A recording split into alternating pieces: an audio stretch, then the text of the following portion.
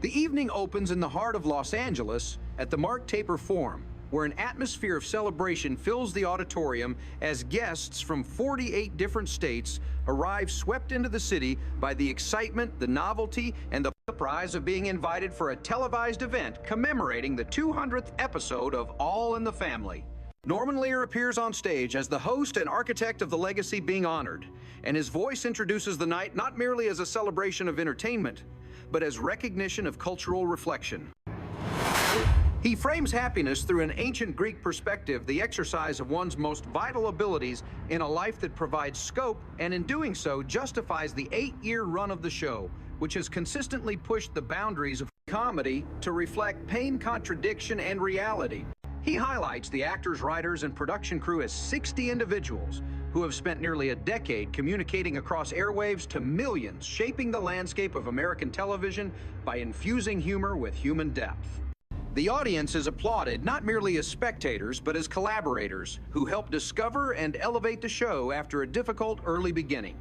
Lear admits the show was hardly successful at first. Only after 15 weeks did the public embrace it.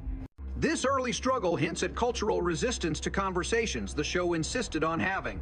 Behind Lear, a scene projects Archie and Edith Bunker in bed, an image that in the pre-1000, 970 seconds landscape would have been unthinkable for television comedy. Married couples slept in separate twin beds or intimacy was implied but never seen.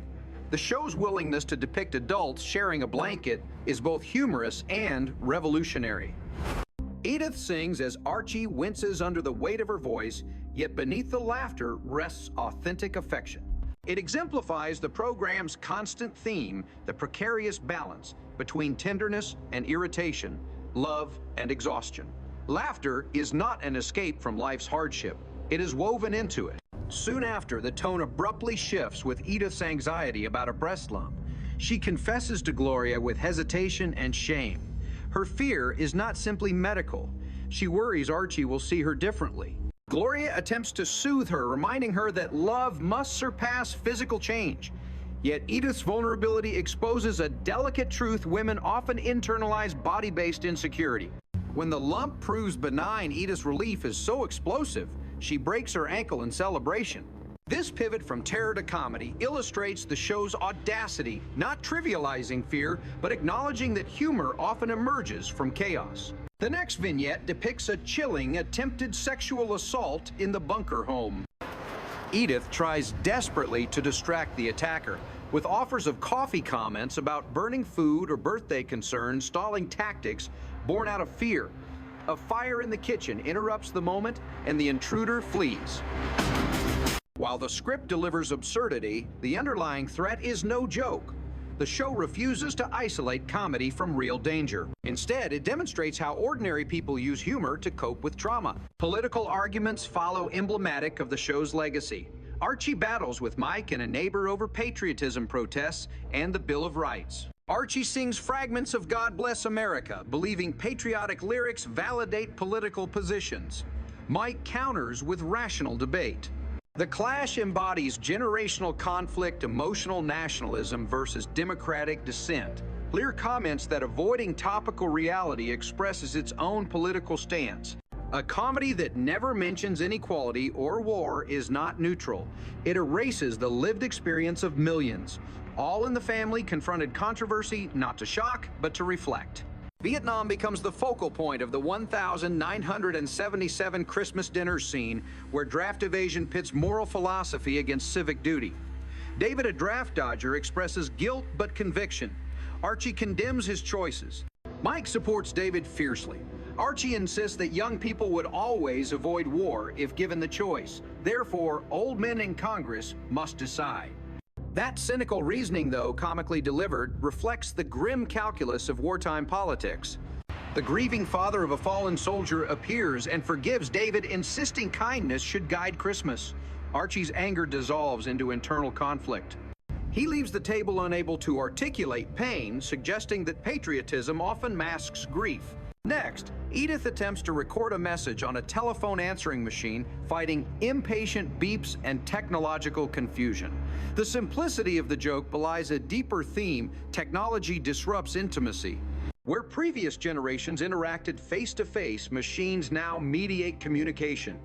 Her gentle struggle humanizes progress, implying that innovation should not erase empathy. Humor returns to marriage. Edith and Archie play tennis, and Edith allows him to win, believing it will soothe his pride. Archie is insulted, arguing that pity undermines the sport. Edith's goodness becomes a burden. She cannot commit rotten acts. Even when Archie commands her to do something selfish, she fails, revealing moral rigidity. Her crying transforms Archie, forcing him to apologize reluctantly. Their relationship thrives on patterns of conflict and forgiveness. Later, Edith discusses passion in her marriage with another woman. Instead of fireworks, she compares intimacy to Thanksgiving, warm, satisfying, safe. This metaphor is humorous and profound. Society often glorifies explosive romance, ignoring the quiet sustenance of companionship. Archie presents Edith with eyebrow pencil on her birthday, unimpressive but sentimental. In telling the tale of their first date, Edith laughs freely, remembering Archie's walrus-like straws. Archie blushes, embarrassed by her openness. She sees joy where he sees vulnerability. Their differences define them. Archie's arguments about religion emerge, revealing how scripture can be warped to justify force or prejudice. He invokes missionary violence plagues and divine punishments, distorting biblical narratives to validate fear. Lear narrates that misusing scripture is ancient, and laughter at Archie's twisted logic becomes a cleansing ritual. Society recognizes bigotry by laughing at its absurdity. The show received criticism for allegedly reinforcing prejudice by portraying Archie, a bigot, sympathetically. Lear counters indirectly Americans can distinguish between lovable stubbornness and hateful ideology. Audience intelligence is trusted. Laughing at Archie does not celebrate his ignorance. It exposes it. Scenes of Archie labeling Jewish lawyers, Chicano identities, and queer stereotypes demonstrate interwoven prejudices. Mike challenges him to reconsider inherited slurs. Archie argues that everyone said those words growing up, including his father. When asked whether his father could be wrong, Archie explodes. The foundation of prejudice becomes clear, unquestioned loyalty to authority. Violence and punishment disguised as teaching become normalized within households. The scene whispers that prejudice is taught, not instinctive. The narrative then confronts television censorship. Executives once banned toilet references, but in this episode, diapers and wipes appear openly. Lear insists bathroom humor is universal. From childhood giggles to adult embarrassment, bodily functions connect humanity. Critics feared Middle America would revolt. No revolt occurred.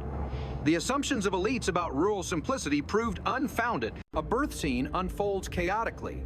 The doctor encourages Gloria as Michael panics, praising nurses with frantic admiration. Humor again softens fear. When the baby arrives, joy floods the room. Life continues. Generational tension yields to new beginning. Following the birth, a phone call demands Archie's attention.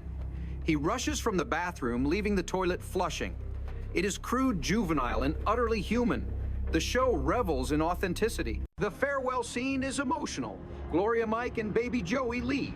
Edith smothers Joey with kisses. Archie concerns himself with taxi fares to hide sadness. But when Mike steps forward, Archie collapses, emotionally apologizing for years of hostility by confessing accidental affection. It is the culmination of ideological war replaced by empathy. The door closes and silence lingers disproportionately long. Comedy pauses. Growth hurts. Afterward, actors appear as themselves. A curtain draws on the original family dynamic. The episode transitions to a new storyline, renting the Jeffersons' old house. Louise Jefferson arrives elegantly dressed in mink, and Archie chastises fur coats, arguing animals are slaughtered, not unzipped. His crude metaphor lands hilariously. Louise requests Edith show the house to prospective tenants, and Edith accepts nervously. Memories flood her, the sunlit bedroom Gloria, watching Joey the voyeur who once peeked through windows. Edith reassures everyone the voyeur moved. Applicants tour the home. One woman loves it, but fears her husband's disapproval. Another delights in sunlit windows. Edith enthusiastically describes domestic routines, emphasizing warmth and tradition. When the second woman introduces herself as Polly Lewis, she invites Edith to call her Polly, while Edith reflexively panics, confusing pronoun references. Their comedic misunderstanding suggests immediate chemistry. Polly and Edith connect through shared homemaking experiences. Archie returns home suspicious of new neighbors. He demands Edith describe Polly's skin color. She replies a regular color meaning familiar.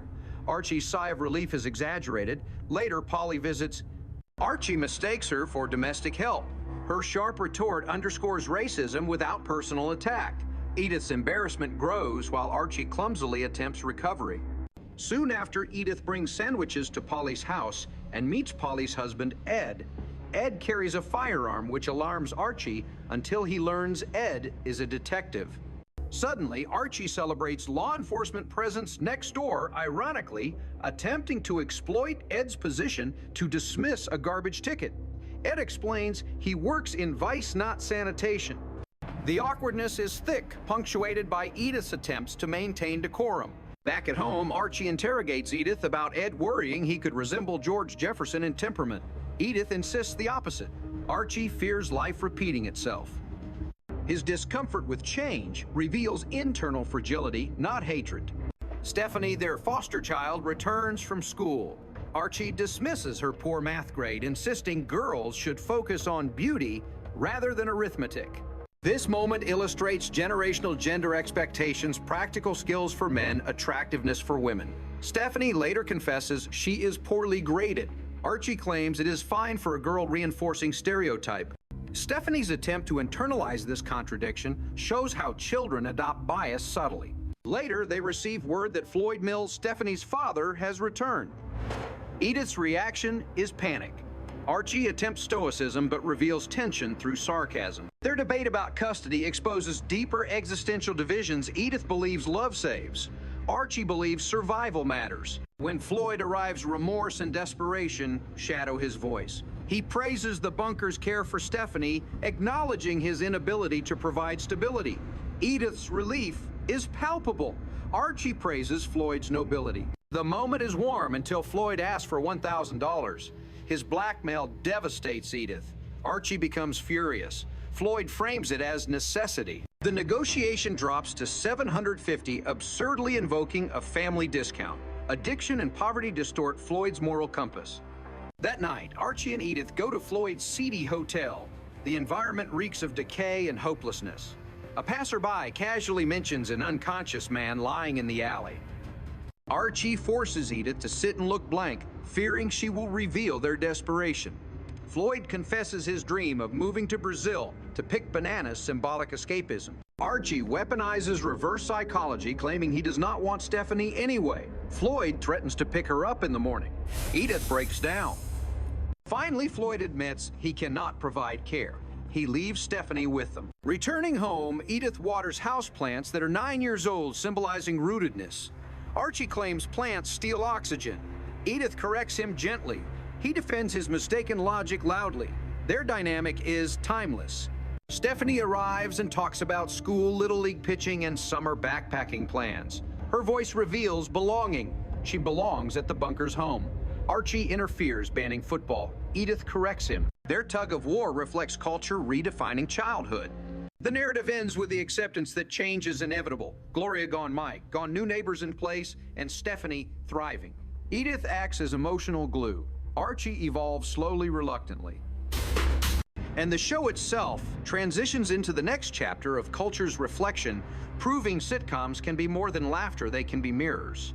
As the days pass, the presence of new neighbors reshapes the emotional environment of the street. Polly Lewis arrives at the bunker home again, wearing warm colors that mirror her temperament, and Edith welcomes her without hesitation. The two women begin discussing preparations for curtains and drapes, making polite remarks about sowing sunlight and airflow.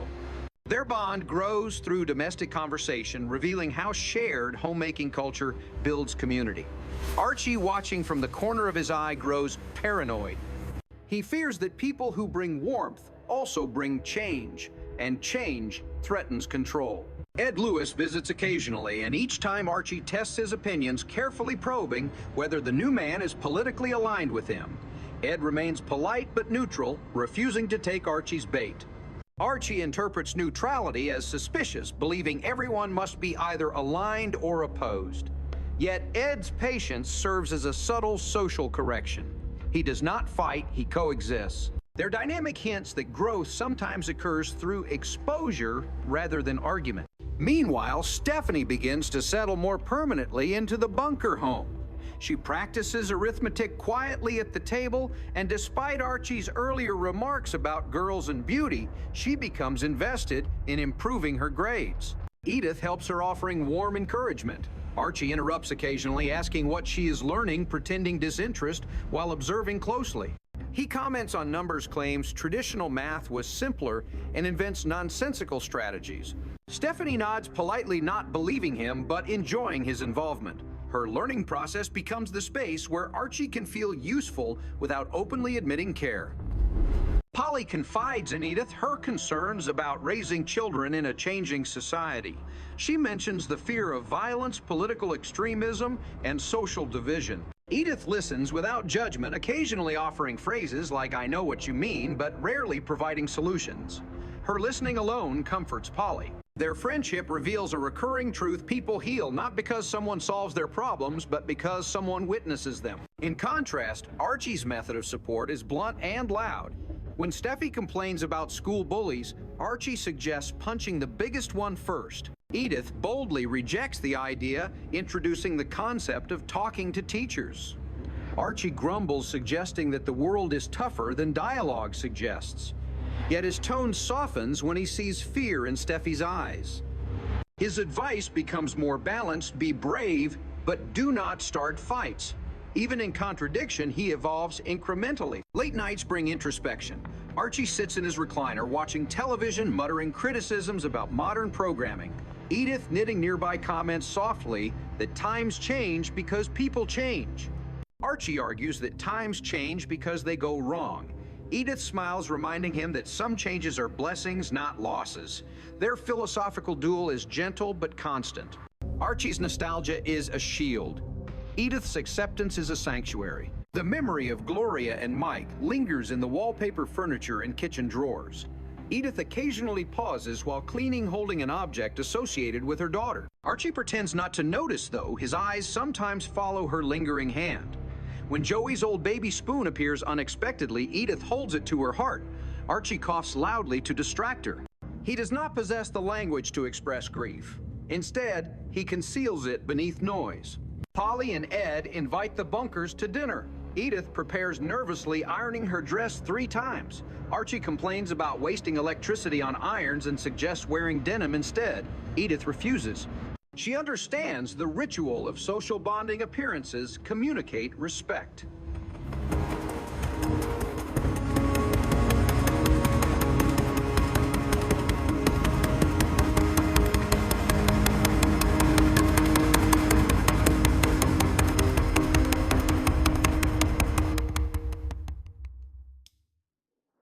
During dinner conversation, Polly and Ed answer gracefully, deflecting tension. Archie reveals bias unconsciously, not maliciously. Ed counters with reason, presenting evidence instead of anger. Their conversation becomes a miniature theater of American identity prejudice confronted by patience. At one point, Ed discusses gun responsibility, explaining that law enforcement officers must account for every bullet fired. Archie listens, shocked by the burden of documentation. His previous fantasies of police as untouchable diminish slightly. Ed's responsibilities present a sobering reminder that authority includes accountability.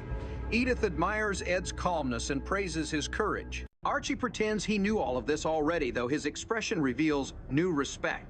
Meanwhile, Stephanie develops a friendship with a neighbor girl named Amy. They play computer football games, explore backyard sandboxes, and borrow baking ingredients.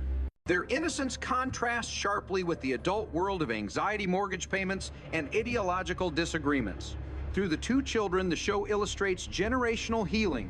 Where adults build walls, children build games. When Edith learns that Amy's family keeps a kosher kitchen, she becomes fascinated with cultural difference. Archie responds with skepticism, claiming culinary rules are unnecessary. Edith counters that difference enriches neighborhoods. Polly overhears and nods approvingly. This simple exchange demonstrates how exposure diminishes fear. Floyd Mills calls occasionally, leaving messages that smell faintly of regret. He promises to pay back what he never received. He assures he has lined up work, but always hesitates at the last moment. Edith does not believe him, but hopes for him anyway. Archie sighs, predicting recurring collapse. Their difference reflects an ancient dichotomy: optimism versus realism. Yet both perspectives hold emotional truth. One night, Stephanie overhears Edith whispering about Floyd's struggles. She asks whether her father will return. Edith answers, honestly, she does not know, but she hopes so. Stephanie looks down at her feet and whispers she is happy where she is. Edith embraces her, but does not share this moment with Archie.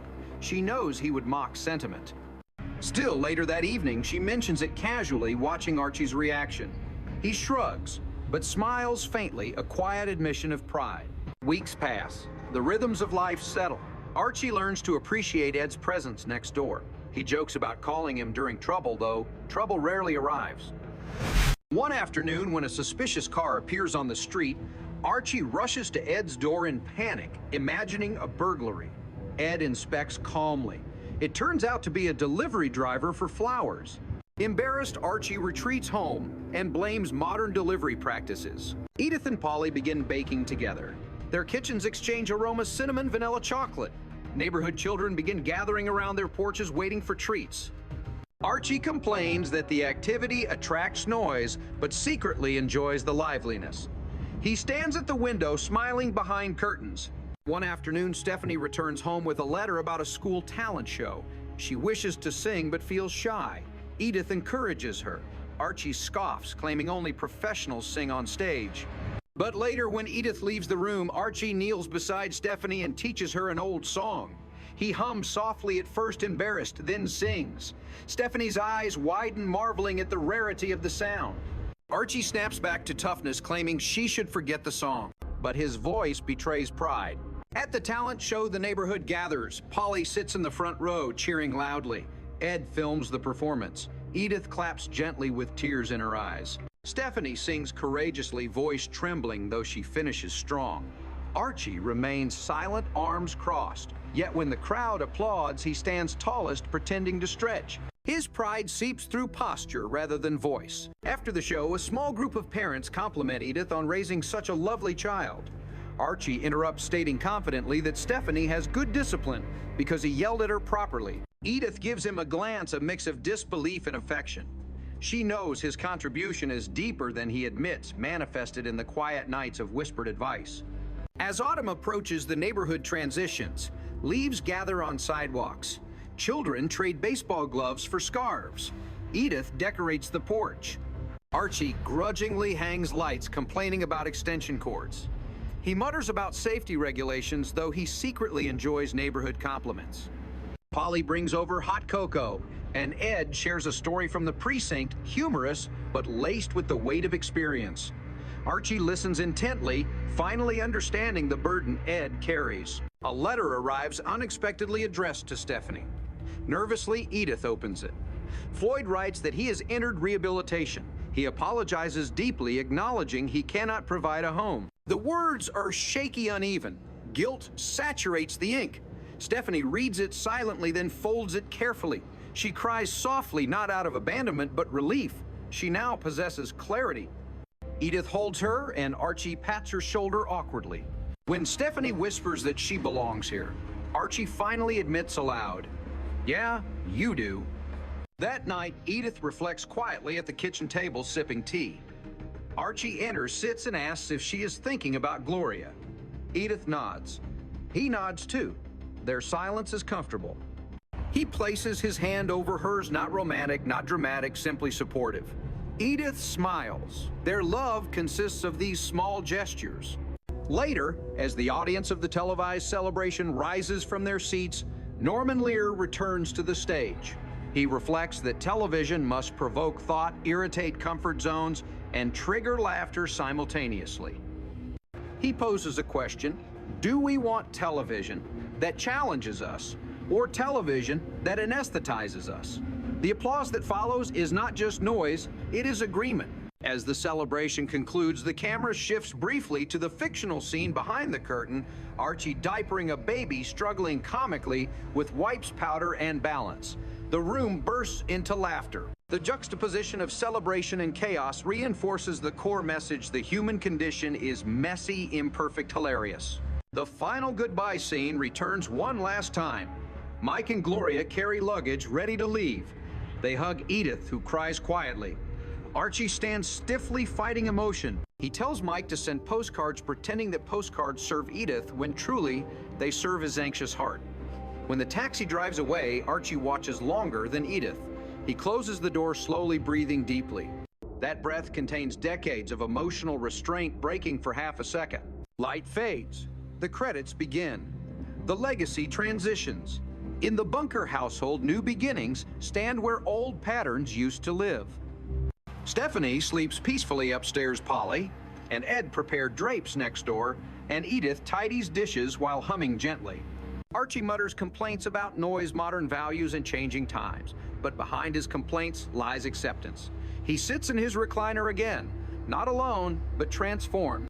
He folds a newspaper and looks toward the stairs, listening to the quiet creak of Stephanie's footsteps. For the first time in a long while, he thinks the house is not too loud, not too empty, but full. And as night closes over, Queen's laughter continues. Not the laughter of a television audience, but the laughter of a neighborhood discovering that change. Though frightening is the only path toward growth, Archie does not admit it. Edith does not force him. The world simply moves, and the Bunkers move with it.